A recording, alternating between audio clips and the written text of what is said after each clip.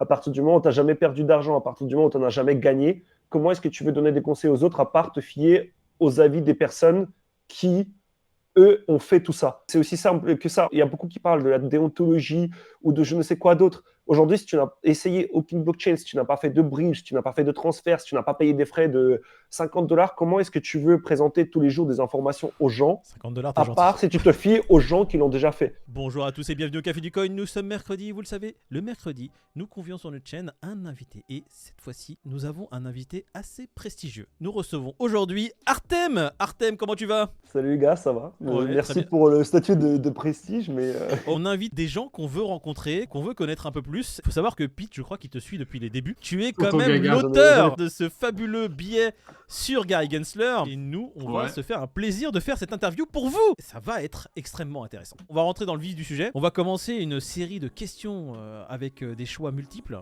Il y en a 2, attention. Le but, c'est que tu répondes vraiment les premières choses qui te viennent à l'esprit, tac au tac. Si tu fais une erreur, au contraire, ça va être magnifique parce que justement, on va en rire. Ethereum. Powell. 2026. J'y crois pas en 2024. J'ai du mal.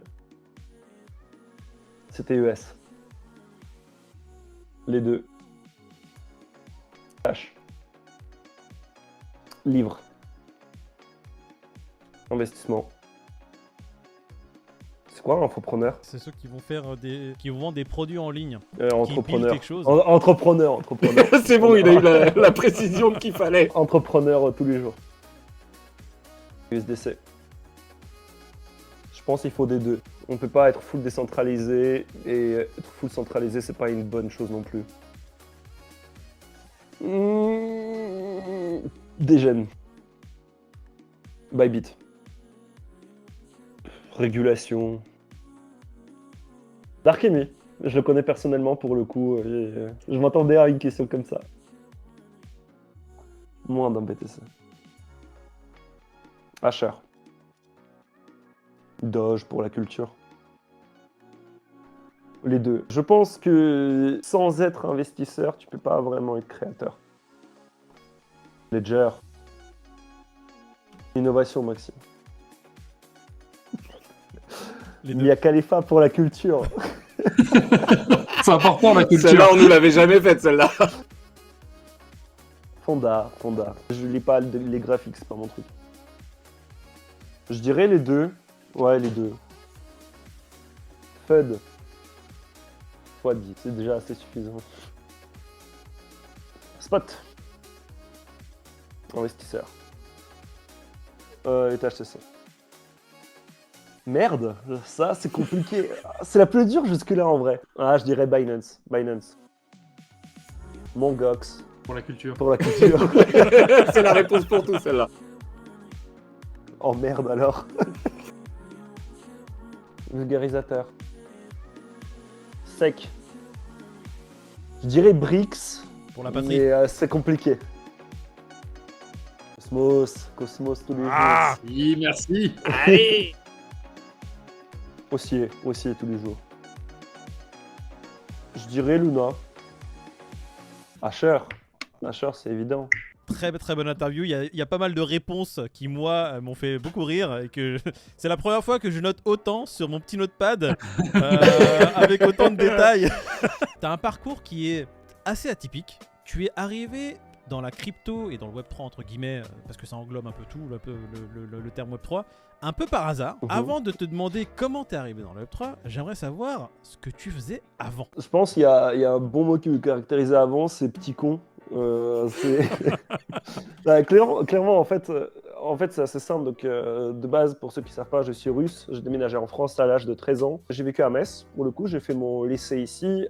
Ensuite, j'ai fait le parcours international à l'EDEC en faisant un prêt étudiant que je repaye encore. Donc, le parcours international, c'était 1 an à Lille, 1 an à Los Angeles, 1 an à Singapour, avec des stages entre-temps. Arrivé à la fin de mes études, je vais essayer de trouver un gradué de programme ou alors un VIE. Parce qu'en fait, je savais que j'avais pas l'argent pour refaire mes études dans tous les cas et j'étais pas fait pour. C'est marrant d'entendre ça de la bouche d'Artem parce que quand tu vois comment il s'intéresse aujourd'hui à l'écosystème, du moins comment il digue, Il et que tu s'intéresse, entends que sur les études, en fait, c'est juste le Ouais, sujet il qui décortique t'intéressait pas, Artem, tout simplement. Je pense que c'est assez clair. C'est qu'une fois que tu as trouvé ce qui t'intéressait, tu n'as pas cessé de t'abreuver finalement. Bah, en fait, je pense que aussi c'est aussi là que la définition de petit con elle intervient. C'est qu'aujourd'hui, si je retournais en études avec tout ce que j'ai emmagasiné maintenant, je pense que maintenant je kifferais mes études. Mais sauf que j'étais pas assez attentif, je pensais à sortir, je pensais à vivre ma vie au final. Et je pense que c'était ça aussi le truc de pourquoi je n'étais pas intéressé par les études. Alors, Mais ça, aujourd'hui, c'était quoi tes chez études beaucoup, hein. exactement? Parce que j'ai peut-être pas entendu. Pour le coup, c'est une école de commerce, l'EDEC. Ouais, les D'accord, école de commerce. Bon, C'est ça. t'as choisi le parcours école de commerce crypto et pas le Ça. parcours école de commerce poker. C'est déjà une bonne chose. En fait, c'est assez intéressant de voir ton mindset. Il y a beaucoup de gens qui arrivent, je le vois autour de moi, qui arrivent dans le domaine de la crypto-monnaie et dans le Web3, qui ont un changement, un shift mental qui est complet. Comme tu le dis, toi, tu te considérais avant comme, t'aimes le dire, petit con. Et j'aime bien ce terme avant. Tu t'arrives à noter quand même un marquage, un point à partir duquel tu te considères plus comme un petit con. Et j'ai l'impression que c'est quand t'as mis les deux pieds dans ce nouveau domaine qui te caractérise aujourd'hui. Oui et non. Disons que, alors pour dire juste à quel point c'était pas juste moi qui me considérais comme un petit con, lorsque j'ai postulé, en fait de base, comment est-ce que je suis arrivé à Chemeria, qui à l'époque était Just Mining, et je pense que c'est un peu le début de l'histoire, c'est que il y a une autre entreprise qui on va dire une entreprise sœur de Meria, c'est Descoin, qui ont mis en une offre de stage sur LinkedIn. Et donc, pour finir mon histoire juste avant, donc j'ai fini mes études, j'ai dépensé tout l'argent dans mon prêt étudiant, je n'ai plus d'argent, je demande de l'argent à ma mère, elle me dit bah va bosser. Enfin, je sais pas quoi te dire, j'ai pas d'argent, donc va te démerder par toi-même. À ce moment-là, en étant un petit con, donc je me suis fait une hernie discale à l'époque, je réagis comme un petit con, je dis ouais, je vais aller porter des meubles pour me faire un peu d'argent, etc. Le coup de pression qui ne marche absolument pas, d'ailleurs sur ma mère qui a une éducation russe et qui me dit bah écoute, Vas-y, va te bousiller le dos. je vois une offre de Descoin puisque Owen et Julien, qui est le CEO de Descoin, ils étaient à l'EDEC avec moi, on était dans la même association, mais on se connaissait pas trop, mais on se suivait sur LinkedIn. Je commence mes recherches un peu de travail en attendant. Je vois cette offre d'emploi de Descoin qui cherchait un dev. Je ne suis pas dev, mais j'envoie un message à Julien. C'est ça qui est incroyable. Là, aujourd'hui, on n'a pas d'offre, mais chez Just Mining, il y a un gars qui est censé arriver pour le marketing, mais je suis pas sûr de s'il arrive ou pas. À ce moment-là, il en parle à Owen, et ça, je l'ai appris que plus tard, c'est que Owen voulait absolument pas me prendre parce qu'il se rappelait de moi à l'EDEC, le mec qui sortait, le mec qui vivait sa vie, et qui en fait, c'était tout sauf un modèle de réussite au final. Ouais, donc ce truc de petit con, c'est aussi l'image que tu renvoyais, Exactement, quoi. exactement. Et donc Julien lui dit, prends-le, tu regretteras pas. Et donc c'est grâce à Julien que je me retrouve chez Meria. Pourquoi tu penses que Julien dit prends-le, tu le regretteras pas? Quelle était ta Ouais, relation j'avoue, avec c'est Julien? intéressant. Je sais pas si s'il a juste cru en moi ou si c'est parce qu'il voyait quelque chose de plus, je sais pas. En fait, le truc, c'est qu'on était dans la même asso et moi, dans l'asso, je m'investissais pas parce que je faisais une liste B2 avec mes potes de base. Et en fait, c'était un peu cette image de c'est un mec qui monte un BDE avec des potes à lui, c'est le mec typique de l'école de commerce. Sauf qu'en fait, nous, quand on a décidé de monter le VE, c'est parce qu'on détestait le profil des mecs d'école de commerce qui étaient des fils à papa, etc., qui, à l'époque, qui étaient au-dessus de nous et qui se croyaient au-dessus de tout. Et nous, en fait, on voulait changer les choses. Et donc, je me suis investi beaucoup dans ce BD. Donc, je sais pas si c'est parce qu'il a vu mon investissement, je sais pas si c'est parce que il me connaissait peut-être plus qu'Owen et il voyait quelque chose de plus en moi à ce moment-là. Mais en tout cas, c'est grâce à lui que je me suis retrouvé chez Meria. Je suis arrivé dans l'entreprise, je savais pas forcément c'était quoi la crypto. À partir de là, ça a été un changement assez majeur pour le coup dans ma vie et qui intervient encore aujourd'hui dans la vie de tous les jours, quoi. C'est hallucinant d'écouter. Le fait d'avoir C'est commencé, très- du coup, t'es arrivé en 2019 dans la crypto, si je dis pas de bêtises. Est-ce que tu as le sentiment d'avoir des choses à rattraper? Est-ce que tu estimes avoir loupé des choses et que du coup, tu as une espèce de temps à rattraper? En fait, c'est ce que je me suis dit au début. Et c'est pour ça aussi que les 6 premiers mois, donc je suis arrivé chez Meria fin 2019, début 2020. Je crois que je suis arrivé chez eux le jour de mon anniversaire et personne ne me l'a souhaité.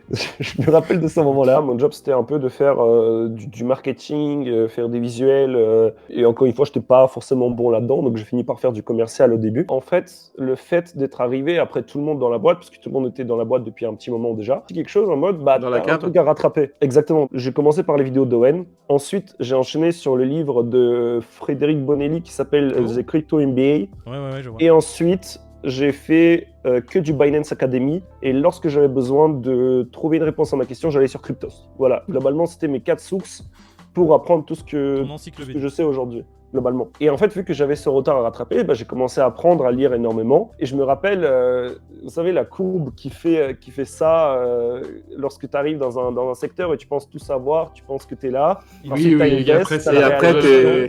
Tu vois Voilà. le Ouais, gros très bien. mur qui est là comme ça devant toi. Tu dis oh, il y a encore tout ça. Ce mur-là, pour moi, c'était Mark Zeller. J'ai fait un événement Surfing Bitcoin et ça faisait 6 mois que j'étais dans la crypto. Je pensais être un génie du monde. En plus, j'ai investi au bottom, donc parce que 2020, à la chute du Covid, c'est un enfer. Et je me rappelle, je croise Mark et je lui parle. Et moi, dans ma tête, je suis un génie. Je lui dis 5 trucs. Il me dit alors là, c'est inexact, là, c'est faux, là, c'est pas ça, là, c'est pas exactement ça, et là, tu devrais te renseigner. Et en fait, à ce Allez, moment-là, salut. c'est la deuxième Remise réalisation. en question. C'est que la seule chose que tu sais, c'est que tu ne sais rien. Et donc, en fait, ça Et, m'a plus motivé à continuer à apprendre en fait, et à lire beaucoup plus. Donc, Voilà, comme c'est ça qui est intéressant. C'est que après ces 5 questions avec Mark Zeller, il aurait pu courber les chines et dire lui c'est un con, moi je sais des choses et continuer. Non, lui il s'est dit attends, c'est pas possible.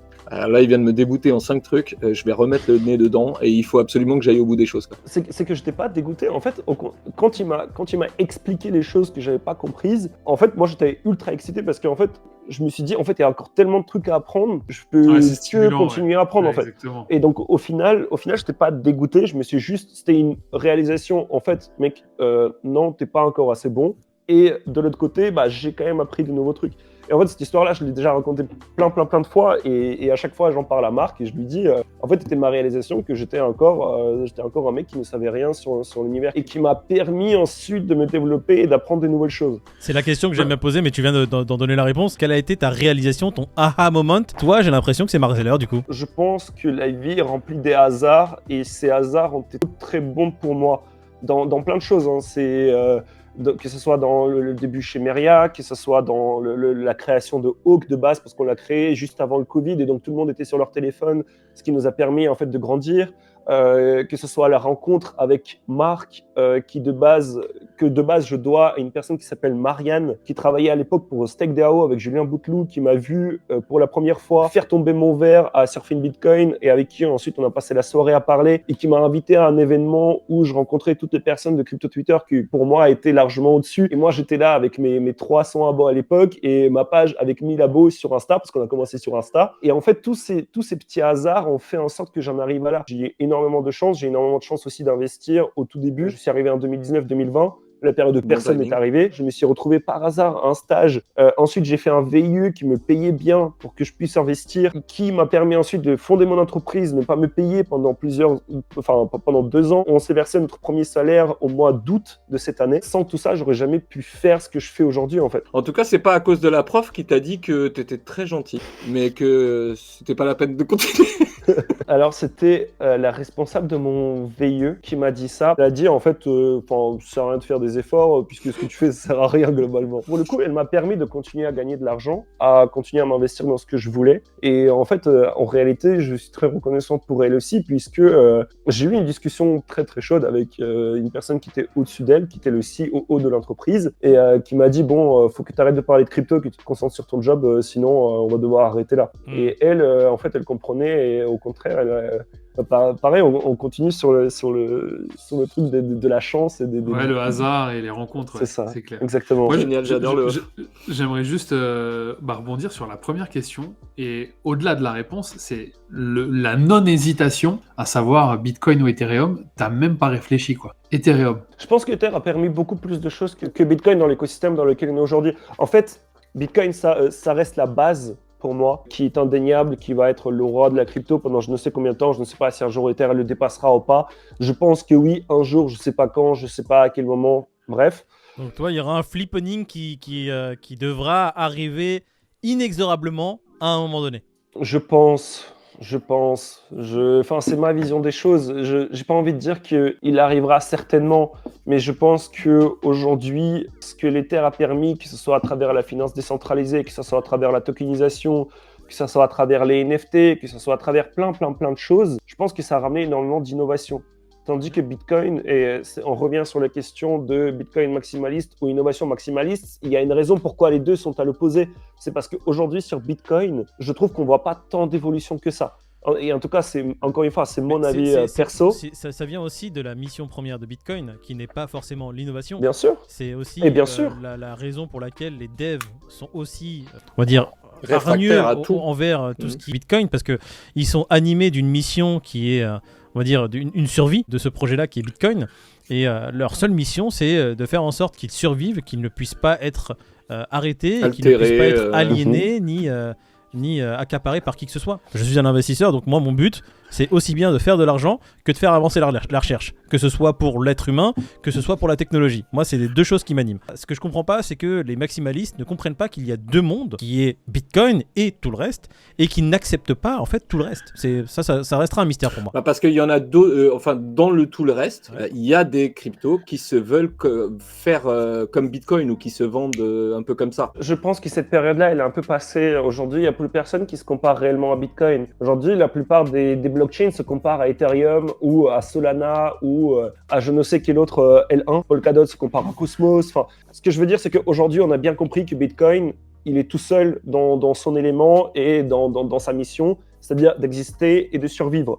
Tandis que les autres blockchains, pour rester relevant, pour continuer à avoir des utilisateurs, pour continuer à s'améliorer, etc., elles ont besoin d'innover. C'est pour ça qu'on voit autant de développement sur les L2 d'Ether, c'est pour ça que tout le monde était autant excité autour de ça. C'est parce qu'en fait, oui, Bitcoin, et c'est ce que j'avais vu sur Twitter, justement, je ne sais plus qui c'est qui en avait parlé, la beauté de Bitcoin, c'est que de base, il n'a pas de mission à part continuer à exister et être inarrêtable.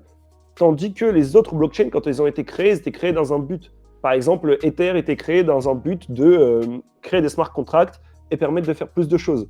De l'autre côté, on va avoir Polygon, par exemple, qui a été créé pour rendre Ether plus rapide. De l'autre côté, on va avoir Solana qui va dire « Ah, on est encore plus rapide, on a un autre consensus. » On a Cosmos, qui est le monde interopérable des blockchains. Enfin, ce que je veux dire, c'est qu'elles ont toute une mission, contrairement à Bitcoin, de base. C'est comme ça que moi, je le vois aujourd'hui. C'est très intéressant, comme tu dis. Et aujourd'hui, la mission de Bitcoin, c'est de survivre à ce qui se passe. Les autres, c'est l'essence même des altcoins, c'est l'innovation, justement. Je pense que l'Ethereum et les autres blockchains ont fait beaucoup de bien à Bitcoin aussi. Parce que de base, t'entends parler d'un NFT ou d'une autre crypto, tu tapes crypto-monnaie sur Google, la première chose sur laquelle tu tombes, c'est Bitcoin. À côté de ça, on a eu le développement de la finance décentralisée et potentiellement, il y a des régulateurs qui ont entendu parler de ça, qui se sont intéressés. Et c'est pour ça potentiellement qu'aujourd'hui, on a des instituts qui veulent rentrer sur Bitcoin. C'est parce qu'ils ont entendu parler de Bitcoin de par tous les autres développements des autres blockchains qu'il y a eu à côté. Ça reste toujours le combat où tu as les maximalistes qui vont dire non. Au contraire, c'est parce qu'il y a eu le développement de tant de, entre guillemets, shitcoins, comme ils les appellent, que Bitcoin n'a pas pu se développer plus et que aujourd'hui Bitcoin n'est pas ce qu'il devrait être ou pourrait être si ces shitcoins n'existaient pas. Et de l'autre côté, tu as nous, en fait, qui en soi comprenons les deux mondes, qui disons qu'au contraire, c'est parce que Ethereum est venu et parce que après tous ces projets sont développés que le grand nombre des êtres humains est venu à la rencontre des crypto-monnaies. Il y aura toujours cette divergence d'opinion et ce clash. Les gens entendent parler, comme le disait Artem, de plein d'autres cryptos ou de NFT. Et celui qui va mettre le doigt un peu plus profondément va forcément tomber sur Bitcoin et sur l'intérêt que représente Bitcoin. Ouais, mais après, donc, tu vois, ils ça divergent. peut être qu'un plus. Ils disent que, par exemple, les stablecoins qui sont venus, ils ont enlevé les paires Bitcoin. Parce que maintenant, tu as des paires USDT autres, alors qu'avant, la paire majeure et, on va dire, la réserve de valeur qui était vraiment l'étalon, c'était Bitcoin. Ce qui fait qu'on a perdu pas mal de choses à cause de l'arrivée. Oui, mais de ça ces permet trois l'arrivée des institutionnels et de pas mal de choses. Donc, même au-delà de ça, même entre particuliers aussi. Enfin, aujourd'hui, tu n'échanges pas une action de Tesla contre une action Apple. Ce que je veux dire, c'est qu'aujourd'hui, il te faut un actif qui n'est pas volatile, que tu n'as pas forcément besoin d'encaisser directement sur ton compte bancaire. En fait, cette réflexion-là, pareil. Aujourd'hui, tu vois que la plupart des volumes de trading de Bitcoin se passent en USDT. Oui, Est-ce que c'est une mauvaise chose ? Bah non, parce qu'aujourd'hui, l'USDT, ça permet aux gens d'accéder directement à Bitcoin aussi. Je vois pas forcément de sens à ce genre de discussion, mais enfin, j'avoue que les Maxi Bitcoin, je m'identifie pas du tout avec ce genre de personnes, parce que je trouve que aujourd'hui, dire ouais, il n'y a que Bitcoin qui est la seule vraie crypto-monnaie, ok, dans ce cas-là, on prend tous les autres devs de toutes les blockchains, on les met sur Bitcoin, il n'y a rien qui avance parce qu'il y a toujours du Discord, il y a toujours du drama, il y a toujours des désaccords, etc. Donc on revient sur le même problème. Le Bitcoin n'avancera pas plus si tous les devs étaient dessus. Décentralisé ou centralisé, tu as dit qu'il fallait un peu des deux. Et du coup, ça rejoint ce que tu viens de dire. Après, tout dépend de la mission que tu as aussi sur ta Ouais, c'est ça. blockchain.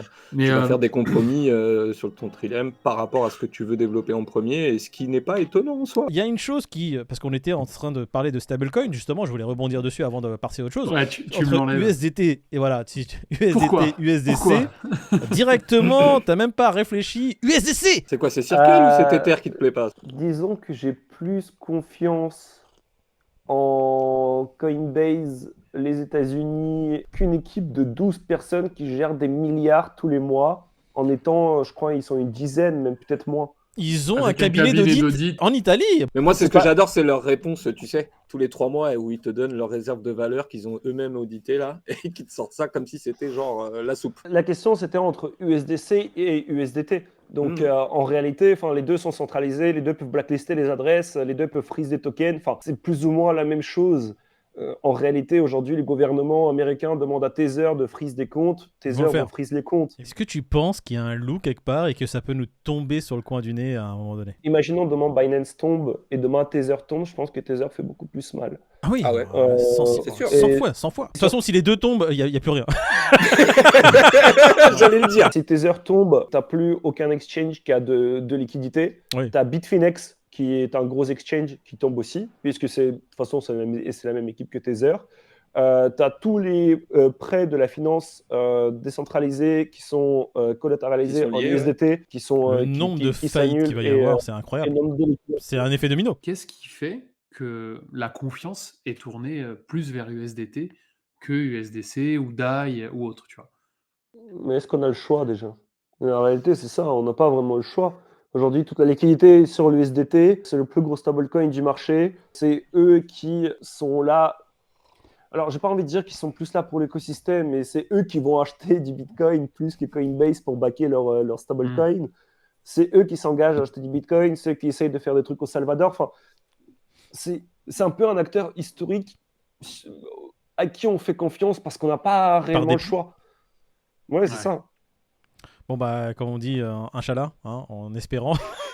Par contre, tu soulèves que Tether, c'est pas aux États-Unis, que c'est une équipe de 15 personnes, que finalement, c'est beaucoup plus opaque, c'est beaucoup moins structuré, même si ça fait des choses dans l'écosystème, je te rejoins, mais c'est beaucoup plus opaque, c'est beaucoup moins structuré qu'une entreprise comme l'est aujourd'hui Circle. Tu peux nous dire à peu près, c'est une équipe de combien maintenant, Hawk? Aujourd'hui, nous sommes 3. Il y a Axel, Grégoire et moi. Ouais. Et en fait, on est potes depuis le collège et le lycée. C'est génial ça. C'est ça aussi qui est assez cool. Ce que je vois de ton parcours, tu mets souvent en avant le hasard, les choses qui sont arrivées. Moi, j'aime bien parler d'opportunités. T'as voulu faire des choses, t'as eu plein d'autres opportunités autour de toi et t'as su les saisir, c'est tout. Comment c'est venu l'idée de te dire, tiens, je vais le développer à fond? On grandissait sur Insta et je me rappelle, de base, c'était juste nos potes qui nous partageaient. Et en fait, de base, c'était une page, vraiment, on prenait des screens de Google Images, on les mettait en photo sur notre page Insta et on écrivait une description qui faisait 40 lignes. Ensuite, vu qu'il n'y avait plus assez de place sur Insta pour mettre une description assez grande, il y avait encore 4 ou 5 commentaires en dessous qui continuaient à expliquer de quoi il s'agissait dans la publi. Quand Greg est arrivé, il a dit, en vrai, les gars, on fait des analyses qui sont intéressantes. Pourquoi est-ce qu'on les valoriserait pas plus et on ferait pas quelque chose de plus graphique? Aujourd'hui, quand on va sur notre Insta, contrairement à notre Twitter, c'est une partie qui est très graphique, qui est très visuelle, qui est très belle aussi. Et ça, pour le coup, j'ai un peu une fierté de le dire. C'est parce que justement, Grégoire, c'est un gars qui a énormément d'imagination. Aujourd'hui, on a aussi des monteurs qui bossent pour nous. Et je pense que c'est à ce moment-là qu'il y a eu ce premier déclic en mode venez, on arrête d'être des amateurs, on essaye de faire quelque chose de plus. T'as dit que sans être investisseur, tu ne peux Ouais, pas je être t'entends. créateur. Parce que t'es au courant que cette affirmation va pas plaire à beaucoup de gens qui sont dans le domaine, dans le CTFR, peut-être ont un nom qui pour moi ne sont pas investisseurs du tout. Je veux pas dire qu'ils n'ont pas de légitimité, mais qui ont, par rapport à d'autres, aucune légitimité. À partir du moment où tu n'as jamais essayé une application décentralisée, à partir du moment où tu n'as jamais fait de transfert de crypto, à partir du moment où tu n'as jamais acheté de crypto, à partir du moment où tu n'as jamais perdu d'argent, à partir du moment où tu n'en as jamais gagné, comment est-ce que tu veux donner des conseils aux autres à part te fier aux avis des personnes qui, eux, ont fait tout ça? En fait, c'est aussi simple que ça. En fait, il y a beaucoup qui parlent de la déontologie ou de je ne sais quoi d'autre. Aujourd'hui, si tu n'as essayé aucune blockchain, si tu n'as pas fait de bridge, si tu n'as pas fait de transfert, si tu n'as pas payé des frais de $50, comment est-ce que tu veux présenter tous les jours des informations aux gens, $50, t'es à gentil. part si tu te fies aux gens qui l'ont déjà fait? Si tu n'investis pas dans ce milieu, si tu n'essayes pas des choses dans ce milieu, comment est-ce que tu veux pouvoir présenter ça aux gens tout en étant crédible. Après, je pense qu'il y a aussi une nuance à apporter, c'est que pas tout investisseur est un bon créateur et pas tous les investisseurs sont voués à être créateurs. C'est mon avis, il ne tient qu'à moi. Il y a des gens qui ont des avis différents par rapport à ça et je respecte ça. Et écoutez, tant mieux pour vous, je suis loin de me revendiquer un expert ou encore plus un mec qui a la vérité absolue sur tout et je ne le pense pas du tout. Juste, moi, je trouve que si aujourd'hui, je n'avais pas investi, si je n'avais pas essayé plein de blockchains, si je n'avais pas essayé les outils, j'aurais pas pu être au point d'expliquer certaines choses que j'arrive à expliquer aujourd'hui. Je trouve Et tu juste que n'aurais c'est un pas point assez fait ce important. petit bouquin qui est derrière toi, qui est quand même un petit bijou. Ce bouquin-là, il y a un peu moins de mes connaissances dedans. Alors déjà, je n'étais pas le seul à l'écrire, encore une fois. Je ne suis pas le seul auteur. Merde. Je ne suis pas le seul créateur de contenu sur Hawk. Donc, à chaque fois, je le répète et beaucoup de gens pensent que je suis tout seul. Mais aujourd'hui, si je devais tout faire tout seul, je serais tout simplement mort, je pense maintenant. Pour le coup, le dossier là, contrairement au dossier des oracles, c'était beaucoup plus de sourcing, tandis que l'oracle, c'était plus de la compréhension, de l'interprétation et de l'explication. David, je te laisse faire, comme tu le dis, la coutume chez nous. Ouais, on a une petite coutume. Notre invité doit nous recommander un ami, une connaissance, quelqu'un qu'il apprécie, qu'il admire. Et pourquoi pas lui envoyer un petit message pour lui suggérer le café du coin, histoire de partager encore plus notre passion commune. Et c'est la seule question à laquelle j'ai réfléchi parce que quand Carla m'a tagué, je me suis demandé qui sont les deux personnes que moi je recommanderais. Et pour le coup, Gary Gensler. Alors, il y a deux personnes qui me viennent en tête et qu'on ne voit pas souvent. Leur personnalité, je pense qu'elle peut être intéressante pour ce genre d'émission. Le premier, je pense que vous le connaissez tous, c'est Chris Smick. Ah, Chris le Smick. tout à fait. Donc, je pense que ça peut être intéressant. Par contre, je pense que vous allez vous faire démonétiser, mais ça, c'est pas très grave. Et la deuxième personne, c'est CryptoPulp. Qui est également un trader. ouais. Mais en fait, c'est le point commun entre les deux. C'est que les deux n'ont pas la langue dans leur poche et que les deux, ils vont franco, il n'y a pas de souci. On va faire la petite dernière partie, comme je t'ai dit, la dernière partie t'appartient. Si tu as un sujet que tu souhaites aborder, si tu souhaites faire un petit coucou, une dédicace ou une autopromo ou quoi que ce soit, c'est à toi. Merci, c'est fut une émission formidable. Nous nous retrouvons. Non, je pense que notre écosystème, enfin, crypto français, surtout le crypto français, je trouve le crypto US un peu différent parce qu'ils se connaissent tous un peu moins. Il y a un peu des différents coins de France, mais pour la plupart du temps, dans l'écosystème français, la plupart des gens se sont déjà rencontrés. Ils ont déjà fait des trucs ensemble. Et je pense que on a tendance à réduire les personnes à ce qu'elles disent sur Twitter ou à la façon dont elles interagissent avec d'autres personnes. Et on a vite tendance à se dire ah ouais, mais des personnes-là se détestent. Ou par exemple, c'est pour ça aussi que la question sur Amy, ça m'a fait rire, parce que Amy, on se voit quand même au Luxembourg de temps en temps quand il y a des événements là-bas. C'est un mec avec qui on a déjà pris des bières ensemble, et qui on est déjà sortis ensemble. Et pour le coup, il n'y a aucune animosité entre nous. Et c'est juste qu'on a des points d'avis qui sont différents. Mais je pense que peut-être les gens qui ont vu l'altercation Twitter se sont dit ah ouais, ils ne peuvent pas se voir ou autre. Je pense qu'il faut se rendre compte qu'il y a un monde en dehors de Twitter et que juste chaque personne choisit quel comportement adapter sur Twitter. Mais que derrière, il y a, je pense, beaucoup plus à découvrir. Parce qu'aujourd'hui, quand on crée du contenu, quand on fait des choses, on montre qu'une facette qu'on veut montrer. Mais je pense qu'aujourd'hui, l'écosystème français a énormément de talent et les médias français ont énormément du talent et les builders français, les devs français ont énormément de talent. Mais je pense qu'il ne faut pas oublier qu'ils ont aussi une personnalité qui peut être incroyable, avec qui vous pouvez également devenir amis. Et je pense que ça, c'est la plus belle chose de l'écosystème, c'est qu'on rencontre beaucoup de gens, mais on n'a pas pour vocation de travailler tous ensemble, de faire des collabs ou je ne sais quoi. Mais beaucoup peuvent devenir amis et je pense que se focaliser beaucoup sur le côté un peu plus personnel, ça ne peut pas faire de mal à certains, surtout lorsqu'ils catégorisent certaines personnes sur Twitter. Ce format est mortel, vraiment. Ouais, ouais, franchement, c'est très cool. Mais en plus, c'est cool parce que en fait, c'est réellement une discussion. C'est pas, oui. c'est pas On en veut mode, pas de- vous m'avez ouais, envoyé ouais. des questions, je les ai préparées, je vous les recrache devant vous, et puis non. Non, là, c'est assez cool. Ce J'aime qu'on veut, beaucoup ouais, ce c'est format. vraiment échanger et on veut que nos invités nous apprennent des choses, quoi. Oui, oui, et le but c'est d'échanger. Je te remercie d'ailleurs pour le virement, hein. J'espère que l'émission va te plaire. Normalement, on t'a T'as bien bien reçu choyé. les 100K, les 100K. Ouais, c'est bien reçu, c'est bien Cool. reçu. Je viens de regarder, là, mon compte Binance a été réédité. D'ailleurs, les projets qui veulent passer sur notre chaîne, c'est minimum 100 000. Donc, vous nous envoyez 100 000 et peut-être qu'on réfléchira à vous faire passer. Allez. Pourquoi j'ai payé 200, moi? Ah, parce que toi, t'es spécial. Toi, c'est vraiment très senti. Toi, c'est encore mieux. Toi, t'es vraiment Moi, VIP. je voulais juste revenir sur un point, et je pense qu'il y a, dans le monde dans lequel on vit aujourd'hui, il y a énormément de personnes qui essaient de vous vendre du rêve, de vous dire que aujourd'hui le salariat, ça ne sert à rien, que la vraie chose, la seule vérité, c'est l'entrepreneuriat. De un, c'est assez con parce que c'est des mecs qui ont des salariés et qui ont besoin de ces salariés pour continuer à exercer leur activité. De deux, aujourd'hui, la plupart des entrepreneurs se plantent et font des conneries et font des erreurs. Il vaut mieux y aller pas à pas. Si aujourd'hui vous avez une idée d'une entreprise, ne vous lancez pas la tête la première, réfléchissez avant de le faire et surtout, commencez en tant que hobby ou en tant qu'activité annexe avant de quitter votre job et de vous y consacrer à 200%. Si à un moment vous y voyez un avenir, que vous y croyez réellement et que vous avez réfléchi avant, faites-le et si vous réussissez, vous serez les plus heureux du monde. Mais gardez en tête que juste, il faut garder la tête sur les épaules. On a des factures à la fin du mois, on a des prêts, dont mon prêt étudiant encore que je repaye.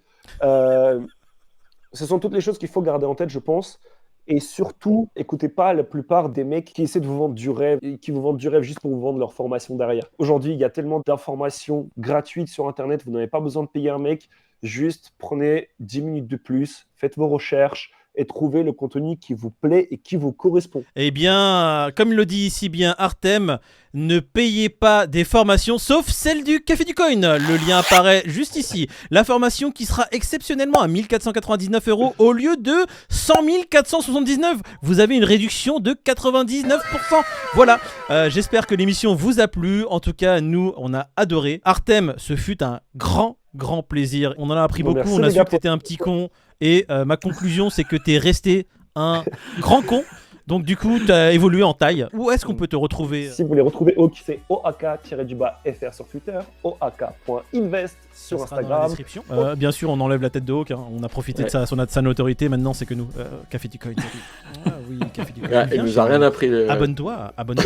Ah oui, si vous avez des demandes de sponsoring, c'est contact@okinvest.fr. On Cette adore partie-là sera coupée, évidemment. On mettra nos liens à nous. Allez, Juste pour merci le à j'adore tous. l'argent, Voilà, il on faut le mettra laisser. notre arrobase.